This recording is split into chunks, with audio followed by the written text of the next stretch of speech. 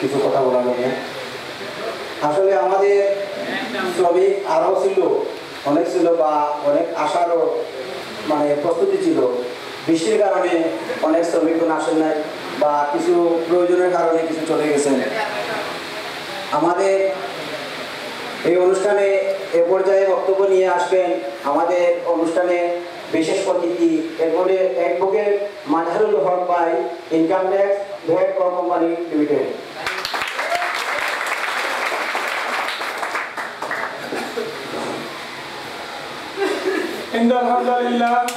আলহামদুলিল্লাহি রাব্বিল আলামিন ওয়াসসালাতু ওয়াসসালামু আলা রাসূলিল কারীম ওয়া আলা আলিহি ওয়া সাহবিহি আজমাইন। আসসালামু আলাইকুম ওয়া রাহমাতুল্লাহি ওয়া বারাকাতুহু। আজকে ইজি বাইক এবং শ্রমিক সমাবেশের উপস্থিত আমাদের বাংলাদেশ শ্রমিক কল্যাণ ফেডারেশনের মহানগর সভাপতি, উপস্থিত বাংলাদেশ শ্রমিক কল্যাণ ফেডারেশনের অঞ্চল সেক্রেটারি, উপস্থিত ইজি বাইকের বিভিন্ন পর্যায়ের নেতৃবৃন্দ এবং বাংলাদেশ শ্রমিক কল্যাণ ফেডারেশনের দক্ষিণ সুরমা সভাপতি সহ আমার সম্মুখে সকল শ্রমিক ভাইদেরকে শুভেচ্ছা জানাচ্ছি আজকের এই প্রোগ্রামে আসার জন্য। মূলত শ্রমিক আমরা সবাই, আমরা হয়তো আমি কর আইনজীবী, আয়কর আইনজীবী, আমি কলম হাত দিয়ে লিখি, আপনারা হাত দিয়ে হ্যান্ডেল ঘুরান, এক হাতেই কাজ হয়। আপনারাও শ্রমিক, আমরাও শ্রমিক। তো আমাদের এখানে আমরা বসে আছি, এই চেয়ার বানিয়েছে যে সেও শ্রমিক, এই ফ্যান চলতেছে, লাইট জ্বলতেছে, এই ঘরের মধ্যে বসে আছি, সব জায়গায় শ্রমিকের ছোঁয়া আছে। শ্রমিক ছাড়া এই সমাজ চলতে পারে না। আমরা যদি সকালে ঘুম থেকে উঠি এবং ঘুমানো পর্যন্ত সকল পর্যায়ে শ্রমিকের ছোঁয়ায় এই সমাজ পরিচালিত হয়। তাই এই শ্রমিককে অবহেলিত রেখে এই সমাজ চলতে পারে না। তাই আমাদের শ্রমিকদেরকে বিভিন্ন পর্যায়ে এই যে লাঞ্ছিত এবং নির্যাতিত হতে হয়, এটার জন্যই আজকে আমরা সোচ্চার। আজকে আপনারা যারা ইজি বাইকরা আসছেন তাদের এই সকল বিষয় নিয়ে আমরা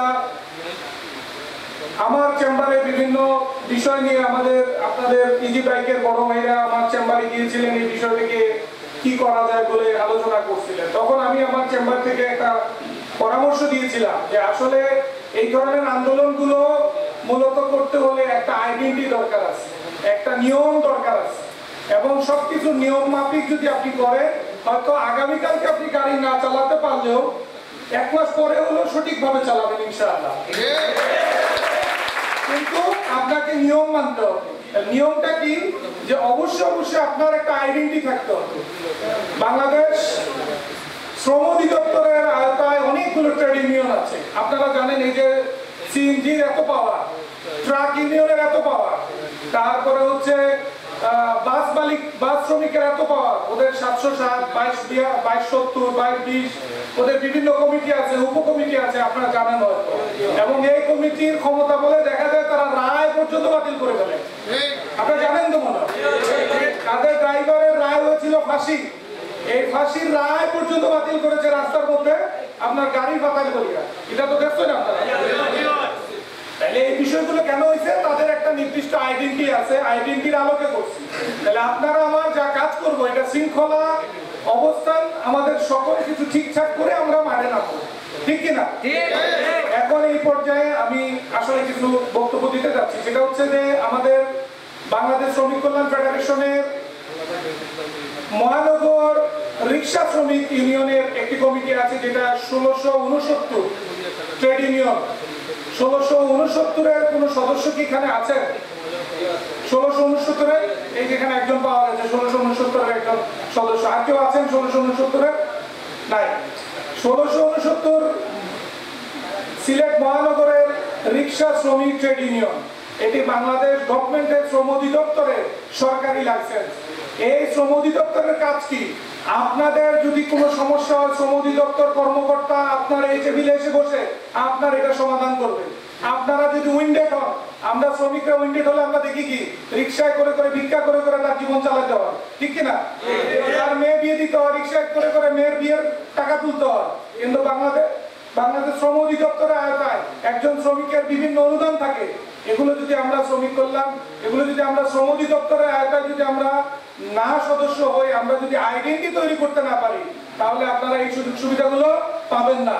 আজকে আপনারা রাস্তার মধ্যে কোনো যদি ব্যারিকেড দেন, এটার কোনো বেনিফিট আপনারা পাবেন না। তাহলে বেনিফিট পেতে হলে অবশ্যই আপনারা একটা আইডেন্টির ছায়াতলে আসতে হবে। আমি আপনাদের এখানকার যে মুরব্বীরা আছে, মুরব্বীদের সাথে আমরা কথা বলে আমরা 1669 আমি বলেছিলাম আপনারা যারা রিক্সা শ্রমিক যারা আছে, রিক্সা শ্রমিক আমাদের বাংলাদেশ শ্রম অধিদপ্তরের এটার গ্যাজেটে কোনো ইজি বাইক বা মোটর বাইক বলে কোনো বক্তব্য নেই, রিক্সা। তো রিক্সার মধ্যে তো আবার ওইটাও উল্লেখ নাই যে রিক্সার মধ্যে আপনার মোটর বিহীন না মোটর ছাড়া, কথাটা বুঝেন। তাহলে যদি মোটর লাগায় ওইটাও রিক্সা, মোটর ছাড়া ওইটাও রিক্সা, কথা ঠিক কিনা? আমাদের এগুলো মোটর লাগাইলেও রিক্সা। সো আমরা রিক্সার অধীনে আমরা সদস্য হতে পারি। তাহলে আপনারা যারা এখানে আছেন অতি সত্বর আপনারা বাংলাদেশ শ্রমিক কল্যাণ ফেডারেশন সিলেট মহানগর 1669 আমি আজকে বলে দিয়েছিলাম যে আপনারা ভোটার আইডি কার্ড নিয়ে আসবেন, যেহেতু আপনাদের বিষয়টা খুবই জরুরি। ভোটার আইডি কার্ড নিয়ে আপনারা সদস্য হন। সদস্য হওয়ার পরে এখানকার আমাদের সভাপতি সাহেব আছেন, উপজেলা সভাপতি আছেন, মহানগর সভাপতি আছেন এবং মহানগরের আরো নেতৃবৃন্দ আছে, আপনাদেরকে নিয়ে কাজ করবে। আমরা দেখেছি সিলেট, বৃহত্তর সিলেটে বর্ডার এরিয়াতে আমরা দক্ষিণ, পূর্ব এবং উত্তর সাইড কমপ্লিট বর্ডার। এই বর্ডারে লক্ষ লক্ষ কোটি কোটি টাকার ব্ল্যাক ওয়ার্ক চলে। এই ব্ল্যাক ওয়ার্কে বিভিন্ন ট্রাক, সিএনজি এগুলো তারা 2 নম্বরই করতেছে, কিন্তু ওখানে তো বাধা দেয় না। আপনি আমি শ্রম দিতেছি, সঠিক শ্রম দিতেছি, এখানে সরকার বাধা দিতেছে, এখানে পুলিশ প্রশাসন। এই যে আপনার স্মাগলিং হচ্ছে, স্মাগলিং এ যে কোটি কোটি টাকা আপনারা দেখতেছেন আমাদের বর্ডার এলাকাগুলোতে পরিবহন গুলো ব্যবহার করতেছে, তাহলে ওখানে তো তারা বাধা দিচ্ছে না। বাধা দিচ্ছে আপনারা গরিব যারা আতুর, যার পা নাই, হাত নাই, প্রতিবন্ধী, তারা একটা ছোট ছোট রাস্তাগুলো ব্যবহার করতেছে, এই রাস্তাগুলোতে তারা প্রবলেম করতেছে। আমি আরেকটা জিনিস শুনতে পাইছি যে বিভিন্ন স্কুল, মাদ্রাসা এবং বিভিন্ন শিক্ষা প্রতিষ্ঠানের সাথে আপনাদের ইজি বাইকের একটা এগ্রিমেন্ট আছে, আপনারা তাদের বাচ্চাদেরকে বাসা থেকে নিয়ে আসবেন, আবার বাসায় পৌঁছে দিবেন। অনেক সময় বাচ্চারা সিএনজিতে উঠলে ভয় পায়, পরিবাররা নিরাপদ বোধ করে ইজি বাইকে করে দিতে। তাহলে এলাকা ভিত্তিক যদি আমরা ইজি বাইক গুলো চলে, এলাকা থেকে বের হয়ে যদি তার স্কুলে যায়, এখানে প্রশাসনের সমস্যা কি? এই বিষয়গুলো আমরা সুনির্দিষ্ট করতে হবে। প্রয়োজনে এটা দক্ষিণ সুরমা থেকে আমরা আওয়াজ তুলবো, বৃহত্তর সিলেটে আওয়াজটা যাইতে হবে। ডিসির অফিস ঘেরাও করব, প্রয়োজনে আমরা ঢাকা যাব, কোনো সমস্যা?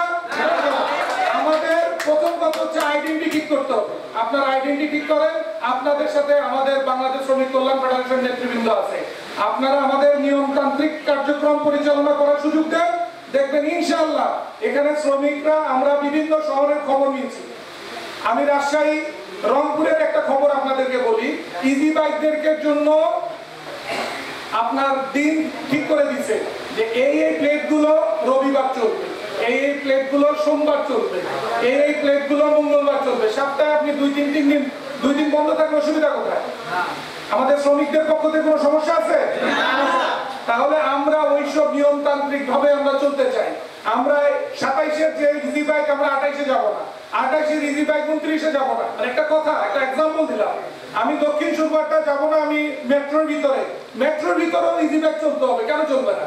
আপনারা এই যে সিএনজি গুলো 11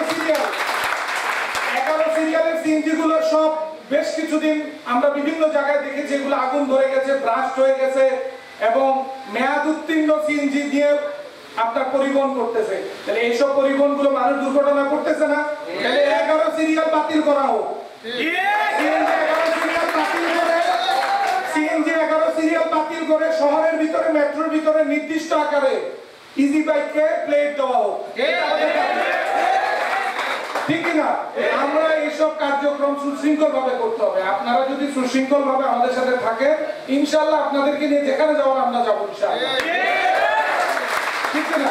আচ্ছা, সর্বোপরি আমরা যেটা বলতে চাচ্ছি, বাংলাদেশ শ্রমিক কল্যাণ ফেডারেশন এটি একটি ইসলামিক ফেডারেশন এবং আমরা ইসলামিক দলের আওতায় আমরা কাজ করে থাকি।